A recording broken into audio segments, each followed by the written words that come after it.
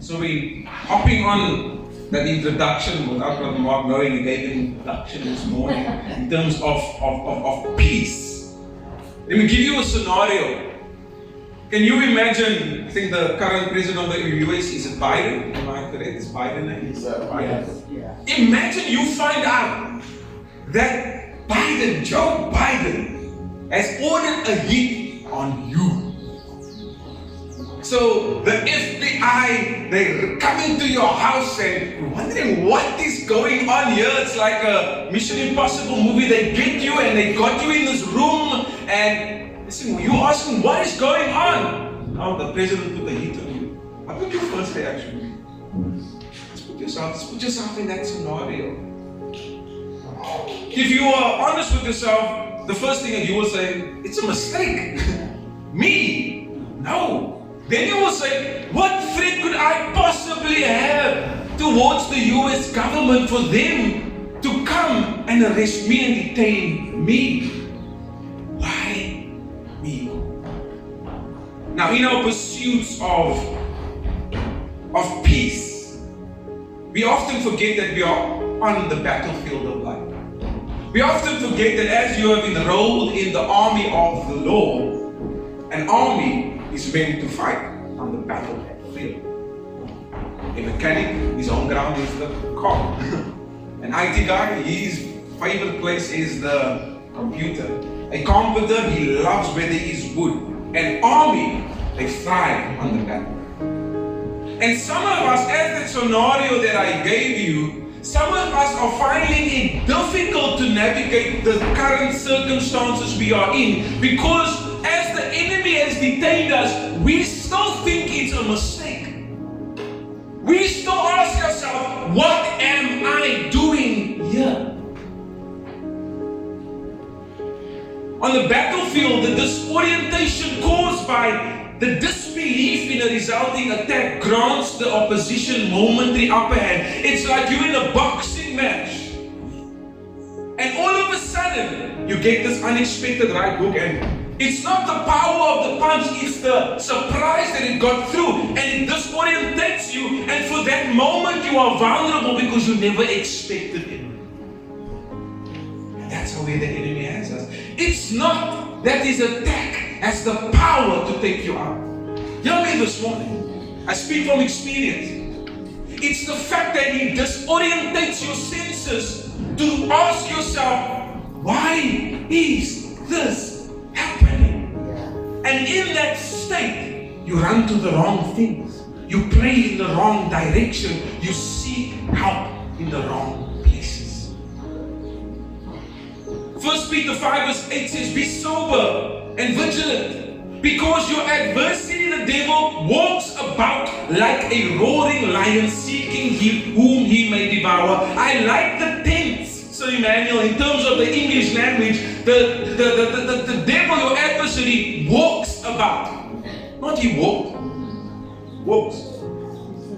Current. He's doing it now, today, while you're in church. He walks around looking for me to eat, may devour. So this particular portion, it confirms that you are on the devil's radar. You will be on his radar. Let me remind you of Job, the story of Job. Job was not doing anything in terms of, he wasn't looking for a fight. As many of us, we're not looking for a fight. And that is why it surprises us when the fight finds us. Because I'm not looking, hey Lord, I'm about your business, man. But you don't realize that being about the Father's business, it attracts attacks. Because his business is in the warfare business. There's a battle between kingdom of darkness, kingdom of light. And when you look at Job, Job was minding his own business. About his father's business, if I can put it that way. And here the enemy comes and says, I'm going to attack you. And we often read the story of Job from a perspective that I read Job when I'm going through difficulties. But Job is a confirmation that this is what happens in each and every one of your lives. In the various seasons of your life, each and every one of you will have the opportunity to be Job. To be placed in the position of Job. Some of you might be feeling that is how I feel right now. And if you feel like that, before you rebuke the devil, you have been forewarned in the Bible. How do you think the story of Job made it into the book? It's not, we often think that this story made it in the book simply just to give us a blanket of comfort. No, it's to confirm that when it does come, when you're minding your own business and serving the Lord with everything and the attack comes, be reminded of Job. And it's not unfamiliar territory. So the story of Job confirms and prepares us for the imminent attack of the devil. It confirms that our pursuit for Christ will always lead to an inevitable battlefield. You want to serve the Lord? Yes, I want to serve the Lord. With all my heart, I want to serve Him in everything. I give my life away. Good. That will eventually lead to the battlefield. So Job was focused on just being in right standing before the Lord. Who knows if he was aware of the battle in terms of the light and darkness. And he was just making sure, to such an extent that the Bible says in that particular portion in Job 1 that when his sons had parties or whatever they did, when they were done, he went to sanctify them just in case they did something out of God's will. That is how desperate he was to stay in the right standing with God. And whose attention did he attract? The adversary, the devil, was walking around looking whom he may devour. In that phrase itself, it shows me that the devil, as he walks around, he will only attack when he is required to attack. In other words, let me paraphrase. When he attacks, you better know that there is found something within you that is compelled him to take you out. He walks around like a rodent, seeking whom. That shows me it's very selective. Very selective. He's not just walking around everybody, bam, bam. That's not the picture that verse gives you. He's walking around like seeking whom. It's very selective. It's very strategic. And I know it's not nice. I know it disrupts your peace. I know, and I will say it. If you don't want to say it, there's times when you feel like, Lord, no, I don't want this. No, I thought I don't want this. I thought I wanted to serve you fully. Maybe I want to serve you gospel light, not the full one, because this one is heavy. Give me gospel light. And God grants you that honesty. But then you also have to be honest with yourself. How many times have God not just picked you up? Yeah. In that moment when you thought, oh, here's it coming. Here's it coming, I'm going to give up. I'm giving up, just take me out, Lord, I can't. When we can actually relate to Elisha, oh, just kill me, Lord. Just take me out. We often condemn the poor brother. Elisha, how can you? But how many times have we not thought that? Oh, let me just give up on my marriage. Oh, let me just give up on my family. Oh, let me just give up on my pursuit of the Lord. Oh, let me just give up on the business that God said I must do. Let me give up on the destiny as placed. How many times do we speak that way because of how overwhelming we are? Because of the attack of our adversary. Matthew 6, verse 16, it says, when he saw that he was deceived by the wise man, he was exceedingly angry, and he sent forth and put to death all the male children who were in Bethlehem and in the districts for 2 years old and under, according to the time which he had determined. You see, we know that this story, it's when Jesus was born. Now, when you look at how Herod, obviously, I hope that you know that Herod was under the influence, under a demonic influence. That is why he wanted to take Jesus out. Now, when you look at that battle strategy that Herod employed, you need to realize the enemy does not attack your ability or your giftings. Why I say that is because when Jesus was born as a baby in a manger, what giftings did he have? Nothing. What ability did he have? Nothing. He was fully dependent on his parents. So I know that the fact that Herod was compelled by the demonic force to take Jesus out had nothing to do with his ability, but it had everything to do with his destiny, with where he is going. That is how the enemy attacks.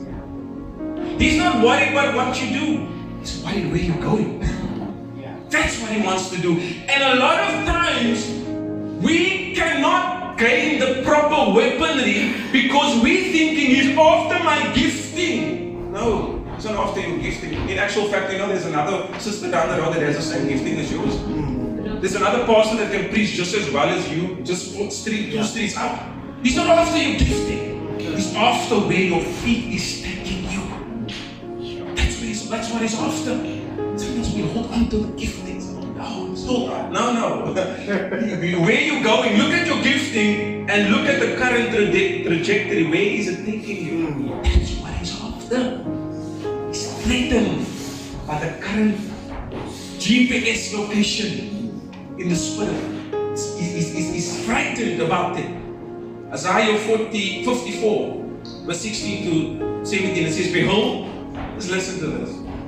Now, the context of this is that when you're walking through the valley of the shadow of death, when you pray to God, Lord, help me in this. Lord, why have you allowed this to happen? Lord, what have I done to deserve this? Lord, when you pray from a perspective where you make this thing so big that it's almost in competition with the Lord in accordance to the way you pray to God. When God listens to your prayers, He's actually confused as to who is God. Who are you praying? Are you saying this thing is God or I'm God? Because the way you're praying, you are magnifying this thing now. In that context, listen to this. Isaiah 54 verse 16. Behold, it's God speaking. I have created the blacksmith who blows the coals in the fire, who brings forth the instrument of his work. What is the work of the blacksmith in those days? Weaponry. The blacksmith was in charge of making weaponry. God says, hello, this guy, the very weapons that he uses against you, I have created the blacksmith. And I have created the spoiler to destroy. But no weapon formed against you shall prosper. And every tongue which rises against you in judgment, you shall condemn. And this last piece, I don't know about you, I've always stopped right there and I've never gone on to the last part and finished verse 17, which is so awesome. And it says, this is the heritage of the servants of the Lord, and their righteousness is from me. And heritage is an inheritance, which means it's allocated to you as a child of God. There's nothing anybody can do about an inheritance. If you are in line to receive something from somebody, the government can't do anything. Your family can't do anything. If you are written in as that is your inheritance, nobody can do anything about it. And the Lord is saying that even though these weapons are being formed, which I am aware of, I'm aware of this. In the scripture, God is telling him, I'm aware of these people's ability.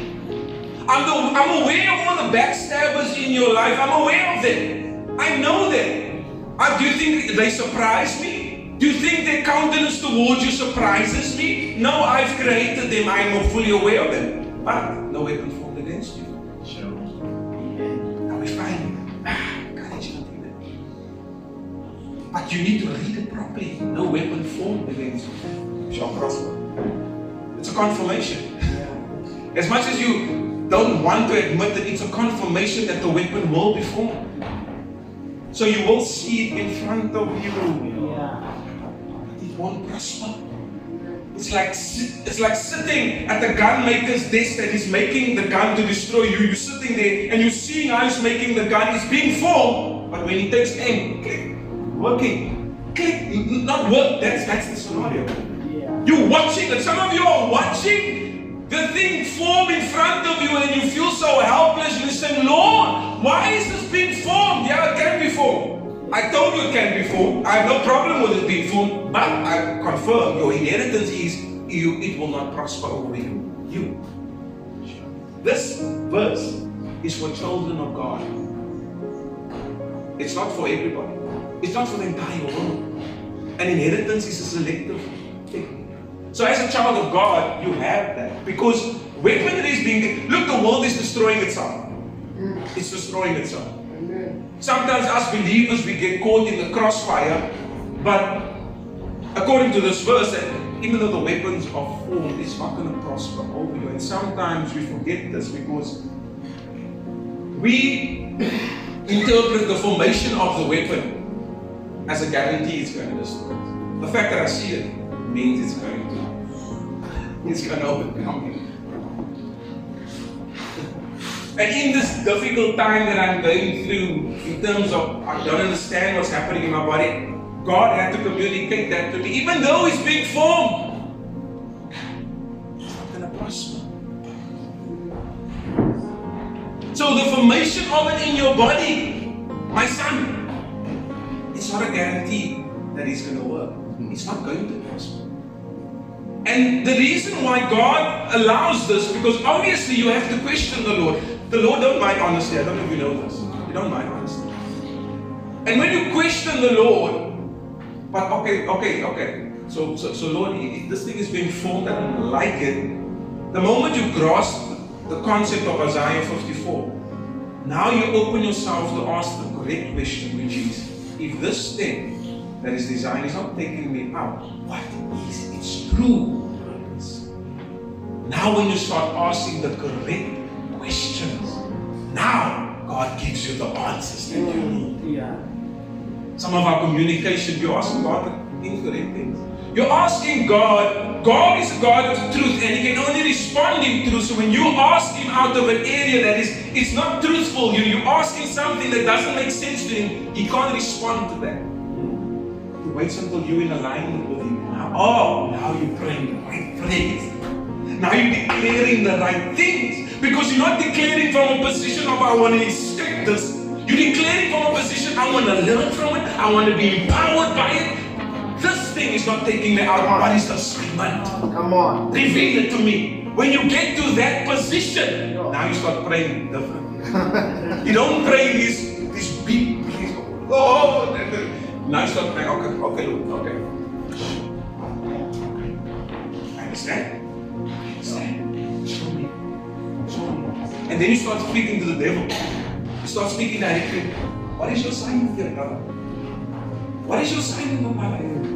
No, I can't say this. Get rid of it. Listen, and all of these things. Get rid of it. What are you actually after? And because of your ranking in the spirit, do you know the devil is compelled to answer you? If you ask him directly, why do you think when Jesus speaks to the demonic, and those of you who know about these spiritual things in terms of when you have to cast a demon, why do you think when you speak to a devil, he has to respond? Because of your rank. It's like you are getting this person into this room, and you're an interrogator, like these US movies, and there's people that sort of, this is their job. They are keen in getting information out. But for you, it becomes easy. You just need to confront it. And that's the reason why we often delay in our breakthrough, because we are running away from it when you're supposed to interrogate him. What is your purpose here? Sure. Why is this infliction on me? Why have you brought this upon my path? And he will have to reveal it to you. There is no choice. This morning I will need to get you to a point where you realize that when you leave here this morning, attacks will no longer be foreign. It will be like the weather.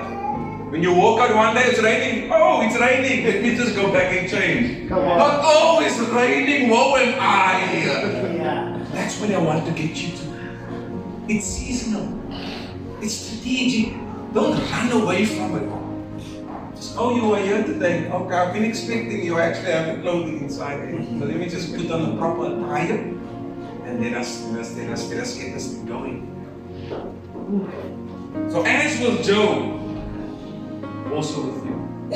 As I said, everybody will have an opportunity to be like Job. So when you read that, from this point forward, you need to realize that the book of Job is not just a gift to people. Yeah, Job. it's a realization that look at how Job went through. And just be honest with yourself, as difficult as the things that you are facing, is it as bad as Job? Not at all. Not even a little bit. But yet Job can make it out. So you can too. Because Job had something that you don't have. Job was living under an old covenant.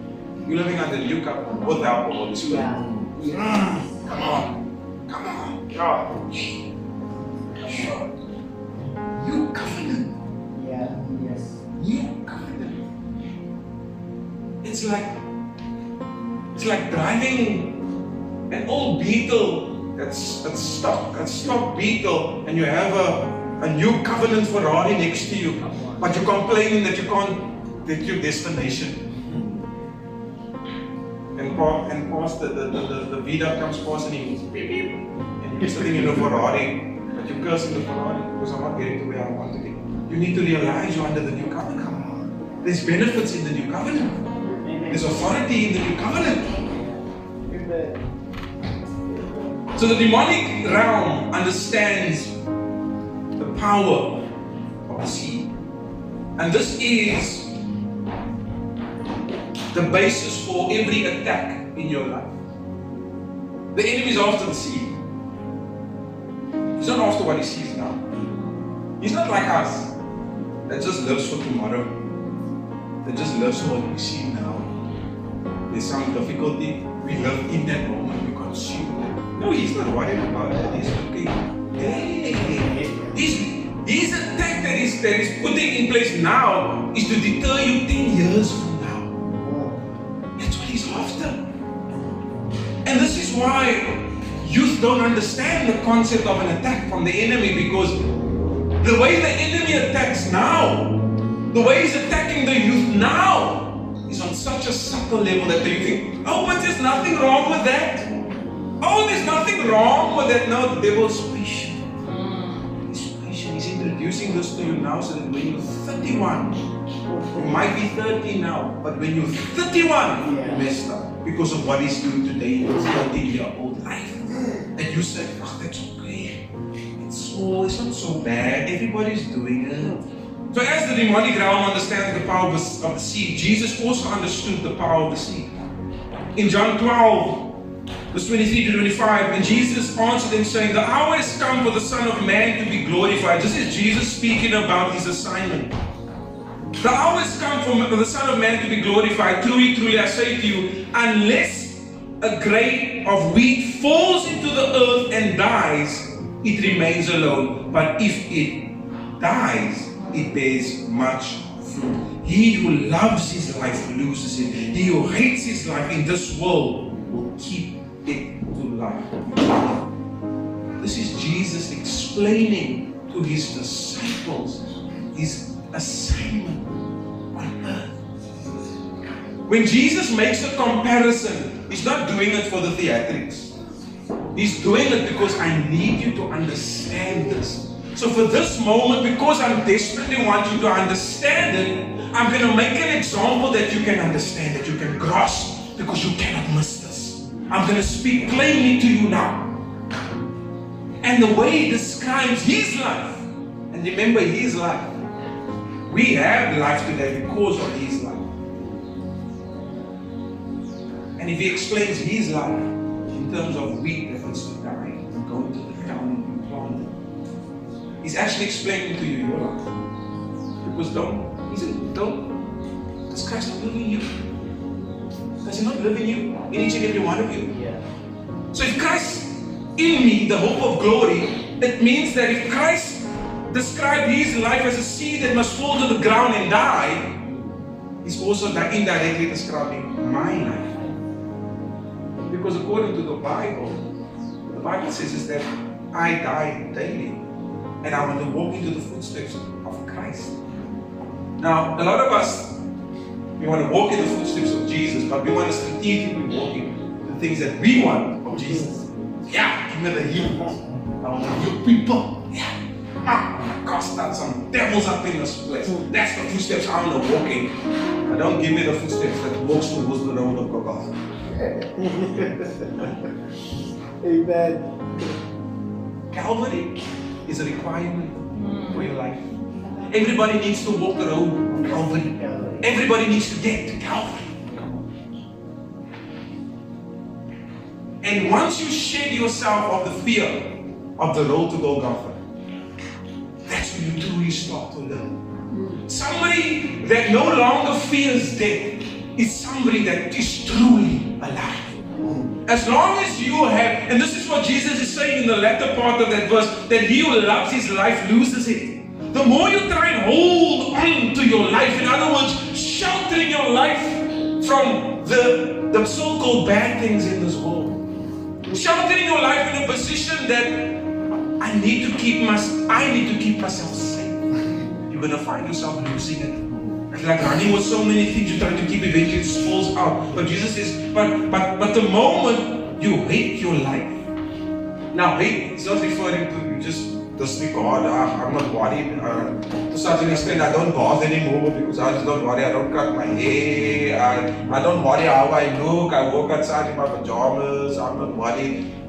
It's not that. He's saying that when you truly just give yourself over to God and you say, Lord, my life is in your hands. When you get to that moment, now stop. And also indirectly, what that also says is, until you get to that moment, you have not started to. Now you understand the concept that regardless of how old you are, you must be born again. The process of being born again is when you give your life over to Him. Now you start loving. No, but I'm 40 already, Pastor. Yeah, but you're born again now. Now you're starting to love. So in other words, like Paul, everything that I accomplished before this, it means nothing. Now I'm actually starting. No, I'm starting now. But some of us never get to that stage where we're born again. Even within the church. We never get to that point where we truly love. Where we can say, I'm loving within the abundance of the life that God has given me. So Jesus compares his life to the life of man to a seed that must be sown in order to become what it must. So your life is a seed. It is a seed. The most important step for a seed to become what it must is to be immersed in darkness. And now I'm going to get into an area that is very important. Don't preach to me about this things, Pastor. Tell me about the nice things about the gospel. When you're in a battle, there's the good side, the big thing, but there's also the negative things that you need to watch out for. And as a child of God, a son and a daughter of God, when you understand that your life is a seed, you need to understand the principle of a seed. And everybody here knows that a seed is useless if you just keep it in your hand. It's useless. But a seed finds its purpose. A seed becomes activated the moment you place it in the darkness of the soil. Now you know something's going to happen. And this morning, this message is to encourage those of you who feel like you're surrounded by darkness. And even though you're surrounded by the darkness of your circumstances, as a seed, you need to understand this is familiar territory. A natural seed is designed to go into the ground. It doesn't ask itself, what am I doing here? No, I've been designed. That's why I have that outer shell, because I can be pushed into the ground. Some of you are wondering, you're sitting here today, and if you think back on all the dark moments in your life, I'm sure you might ask yourself, if you're honest, how did I survive, man? No, as a seed, God designed you to go into that dark. He designed you that way. So for you to become who God has destined you, you must be planted in the soil of battle. Interestingly enough, if you look in terms of what this place is called, where the battle is fought, it's called a battlefield. And coincidentally, a field is a place where you sow seed. Battlefield. When you look at Jesus understood the principle, and when you look at this principle of the seed, you see imagery of it all over. Looking at the tomb he needed to go into, it's always a dark place. where I'm confined, where it's just me, where I'm isolated. Jesus went through that. There's a lot of similarities. But the thing that I love about Jesus, other than the fact that he saved me, is that Jesus did not take the destination of the tomb personal. He knew he was going to the tomb. He didn't take it personal. And this is the hurdle that all of us need to overcome. When the attacks come your way, when you get pushed down into the darkness of the soil, don't take it personal. Because the moment you take it personal, you lose the whole plot of the story. You fight, like Paul says, you're like a boxer that's beating the air. You don't know what to do. You have all the wealth of spiritual knowledge and taking on the demonic, but in that moment your weapon seems useless because you've taken it personal. So you speak when you're not supposed to speak. You declare when you're not supposed to declare. You say things incorrectly because you've taken it personal. And the thing about taking it personal, because now you become desperate. And when you fight from a position of desperation, you make mistakes. When you take it personal, you disempower the divine assignment of your birth. Because when you take it personal, what you forget and what you remove from the attack is that I'm being attacked because my life has a divine purpose. And the moment you take it personal, what is taking it personal? It's making it all about me. It's about me. Now when I step in, when I step in, the divine nature steps out. Because it's all about you, brother. It's all about you. Yo, come on. That whole divine, and with that divine empowerment, everything leaves you. Because you're fighting from a position where you think it's about you. So every punch you throw is going to miss. Every yielding of the sword is going to cut air. Every word you speak is going to be uttered into oblivion. Because you're fighting from a position where you think it's about you.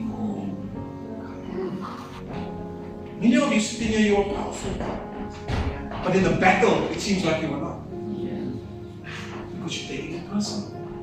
And you know me. I can speak like this because I've gone through it. So going through it. Gone through it. So all these things that I'm ministering to you about, the stuff that I had to go through. So I don't speak from something that I've Googled, I speak from a position of experience. And God had to inform me. That's not going to work. It's not going to work this time. Until you get self out of the way, you're always going to fight from a position of defeat. Even though you know you are victorious. And that is the most frustrating thing. When you fight from a position of defeat, but you know you're victorious. It's frustrating. And that's what gets a lot of us to give up. Because why am I not encountering victory? Because you're taking it personal. It sounds simple, but once you make that mental shift and take yourself out of the battle equation, now you'll get to see what I need to do. And most of the time, it's simple things. You've been all the house, you've been putting oil and the Lord gives you a simple instruction. Just do that. No man, that. And then you do it, bang, the thing goes. Sure. Because you need to take yourself out. See, there's times where what you know here doesn't help you in that battle. Sometimes God wants to download new information to you, but you want to go on based on what you know. You want to go the religious route. Oh, this is the template that I want to use. But God wants to show you something else. Now, the enemy's attack, like I said, it's not a personal attack, it's a strategic attack. He wants something, he wants to destroy something, not for now, but because of what it's going to become in the future. When the enemy attacks, he reveals. In any battle, you can't attack without revealing your position. The battlefield can be silent. But the moment the first shot goes up, where did it come from? It came from there.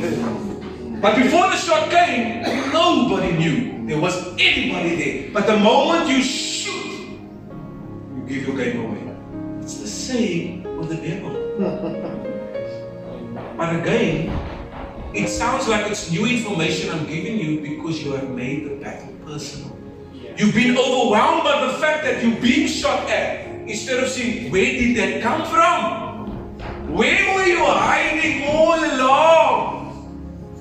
Because once the enemy attacks and he gives away where he was hiding, the area in which he was hiding, that's important and valuable intel that you need. Yeah. Because in the area that he has overtaken, that territory where he's hiding, the moment you identify, you start assembling it. You start stripping that territory from its power. That is how you overcome it. Now we're too overwhelmed with the fact that I'm being shot at. The enemy's attack is also his acknowledgement of your divine alignment to God's will. When the enemy attacks you, remember there's how many billion people in this world, trillion people in this world. So when he attacks you in that moment, it means at that moment, in spite of what you think, you are in alignment now. You are in the groove of God's will, and He has to do something now. When He attacks. When He attacks, that's what you need to think. Ooh, why not yesterday? Why not 2 months ago? Why not last year? So I'm a threat to you now. Let me see what you are threatened about. And once you identify that thing that he's so threatened about, now you glorify that. Come on. Because he's after this. So the thing you're after, I'm going to empower. Because how do you overcome an attack? You overcome attack and you gain victory. With the point of attack, the enemy can't get it. He's unable to destroy the thing that he's after. That is how you gain victory. But you need to know what he's after. So he's attacking me in my body. What are you actually after? What are you actually after? It's not my body. Because you have no regard for body. What is the body? I mean, you use the body. Devil, you use the body to do your thing. So it's not about my body. Why would you be attacking? Why did you not possess my body? Why did you choose to attack it? God had to show me, no. He's after your breath, brother. He's after the word. Look at how he's attacking you. Taking your sleep. Taking your breath. Causing confusion in your mind. What is he after? He's after what I planted there. It's nothing to do with those symptoms. So now that I know that, this that I'm doing this morning, I'm empowering the point of his attack. In other words, the thing that he's attacking, I'm empowering that. So you're after my message. Now I will show you. I will minister even more. I could have easily chose to not minister. Actually, moments before I came up, I was still I was still contemplating. Should I see how you go? I could have said it. Yeah. Why? Because I'm hidden. The reason why he has to attack, you have to understand he's obligated to attack you. He must attack you. He has no choice to attack you. Yeah.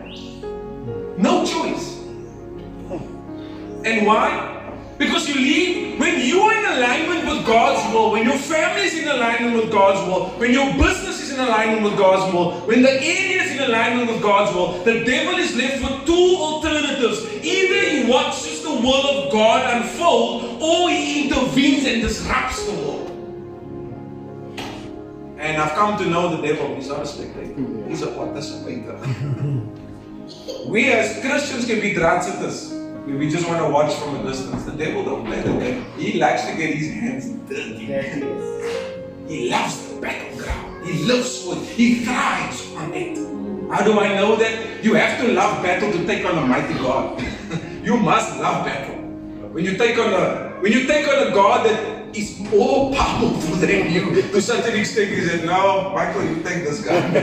Like Prince said, it's unfair for me. So you must know the devil must be like a Peter. He has to fight. He's good to draw the sword.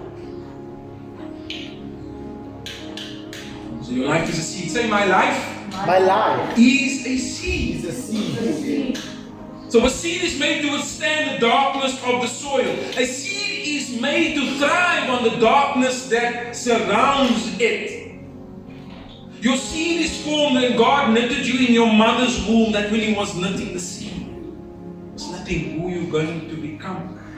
Now your birth is your immersion into the soil of earthly life. That is why the enemy didn't take Mary out when she was told.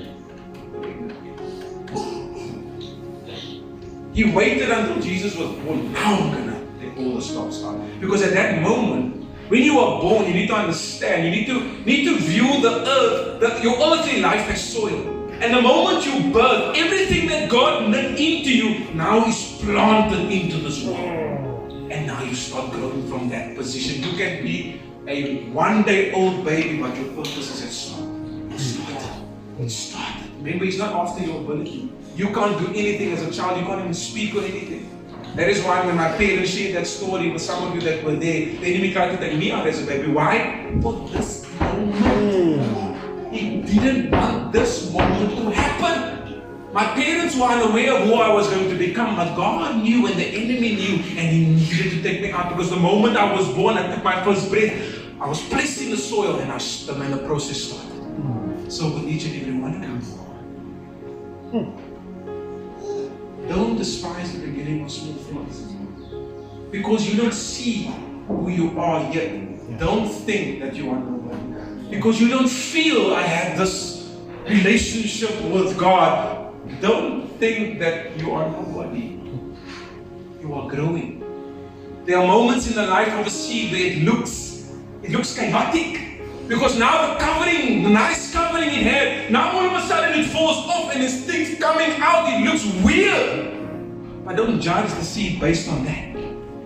Wait until it pushes through the soil of its life. Many of you are just about to push through. That restraint you're feeling, you just need to push through it so that your life can begin to push through the soil and you can begin to become who you're supposed to become. A seed doesn't stay, it's not designed to stay in the soil all the time. So even though you're fighting darkness today, your life, it cannot be like that all the time. I'm sorry. It cannot be like that all the time. It's seasonal. So if you constantly feel that I'm constantly in darkness, then there's something wrong with the climate you are in, the environment you are in. You need to change your friends, you need to change your routine, because a seed grows when it has all the requirements around it. It has the water, it has the nutrients of the soil. So if your seed is not growing, it means there's something wrong with the mixture in your life. Change something. Change something. And when I say change something, I don't mean change people. Because that's often what we do. Oh, there's negative around here. Oh, let me change my friend. You're the problem, let me change you. Let me change my husband. Let me change my wife. No, you change you first. Start with you. And you see how everything around you. A seed understands the importance of waiting in the storm and not reacting to the storm. When a seed is in the ground and a storm is raging on outside, the seed doesn't think, what is going on here? Let me cut on here. What here? No, it waits in the storm. Because it knows that the storm is not an indication that I need to move. I don't need to move. My goal, my task, the way God has designed me in my life as a seed I know I don't need to interact with the storm. I need to wait in the storm. And a lot of us, we interact with the storm. Yeah. We're not designed to do that.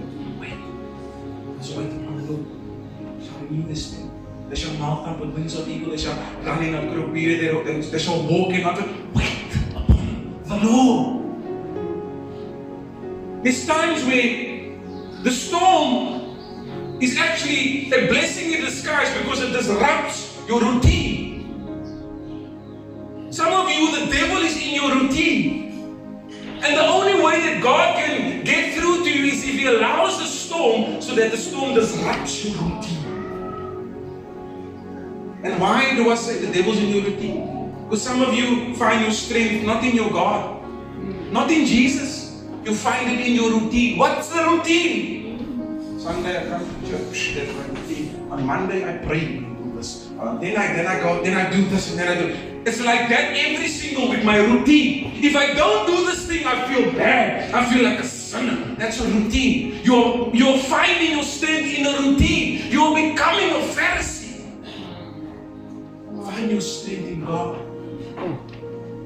Because the things that worked for you last week, it might be expired for this week's level. There's a bag right behind you. I think you're standing. You didn't even know you're standing in the right place. You just bring the bag. I'd love to just make this illustration for you. You can just pack up all these things.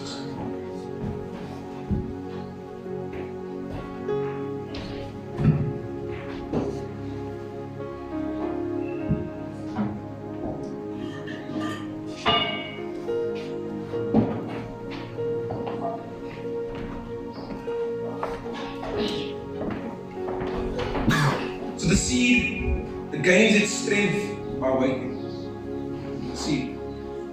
Waiting to become what it's supposed to become. At the moment, nothing can happen. Why? Because it's not surrounded by darkness. When was Jesus' most powerful moment? He was surrounded by darkness. When he went into the darkness. When he went to go and get the keys from the devil, he was surrounded by darkness. That is when his purpose came to light. When that moment was done, you had salvation. Sure. When he went into darkness as a seed. The seed gains its mass while waiting. This seed, the moment I'm going to start planting it, if the soil conditions are correct, it's not going to stay the same size. It's going to begin to grow. A seed gains influence while waiting. When I place this particular seed in the soil, as it grows, it begins to influence the darkness around it. It begins to overtake the darkness around it. Which starts off as a minority, but as it grows, it becomes the majority. I take over here now. The root starts to spread. Before I was tiny and the darkness overwhelming, now I'm pushing you away, darkness. Sure. I'm using you for my advantage. Come on. Sure. The seed also ushers in a guaranteed transformation. When you realize your life is a seed must produce something. Come on. It must. It's in its design. It must produce it. So this is the importance of this message of this morning. You need to position yourself as a seed. Because the transformation must take place. Your family depends on it. Your community is dependent upon the transformation of your seed life. Now this is what we do. So your life is a seed. You understand the concept. Actually, Prince, come stand here.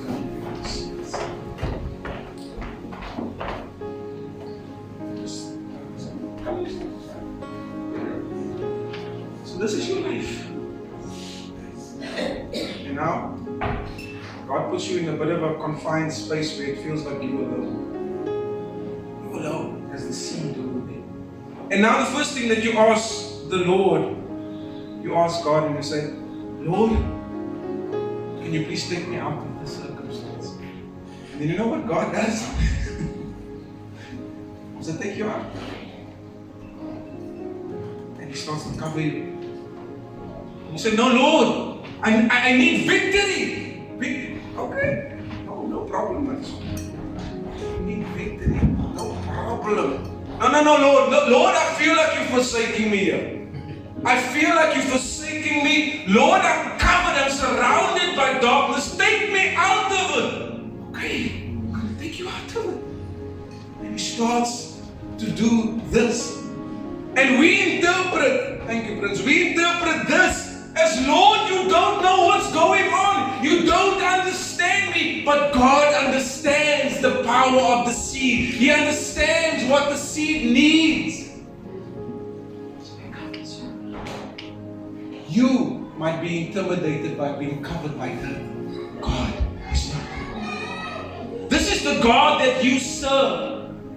That He will allow you to be covered by the dirt that is within this world, and He still has the confidence that you're going to produce what you're supposed to produce. It is us who doubts, not God. God is fully aware of your surroundings. He knows how claustrophobic it feels. He knows how isolated you are, but yet He still has the confidence in you to not abort the mission of your life. Sure. This is the God that you serve. Closing this morning, I want to read again Isaiah 40:31, and it says, "But those who wait on the Lord, wait on Him. Wait on Him." Waiting is very intimidating. Waiting is very difficult. The way you find peace in waiting is if you know that everything that I'm being covered with is a part of God's design to get out of me what is inside of me. When we speak about, in terms of Proverbs 3 verse 5, trust in the Lord with all your heart and lean on your own understanding. When you say I trust in God, it means, Lord, I don't understand this, but I know that you have me in the palm of your hand, and if you see fit for me to be in this condition, in this climate, I trust in you. That's how you find your peace. Some of you think the presence of your victory is peace. No. You can have peace while it looks like you're being defeated. You can have peace while the brothers betray you and throw you in the pit. You can have peace while you're sitting in the fire that's burned already, killed the person that put you in. You can have peace. Why? Because peace is not dependent on a victory. Peace is dependent on your position with God. Where do I position God in this circumstance? And this morning I pray that those of you who are going through circumstance need to position God appropriately. Don't put Him there. Place Him in the middle there with you. And the two of you go through this thing together. Closing quotes this morning. To the human eye, without the darkness, you cannot see the beauty of the stars. So when it's nighttime this evening, the only reason why you can see the beautiful twinkling of the stars is because of the presence of the darkness. The darkness gives the stars its canvas to paint on. Without the darkness, you would not know that the stars are present. And stars are beautiful. We admire the stars, but we will forget that the reason why you can admire it is because it's overwhelmed by the darkness behind it. But look up, even in that picture, God is communicating to you. He's communicating. I am so supreme. I am so mighty that I use the darkness to bring out beauty. Yes. Beautiful ashes.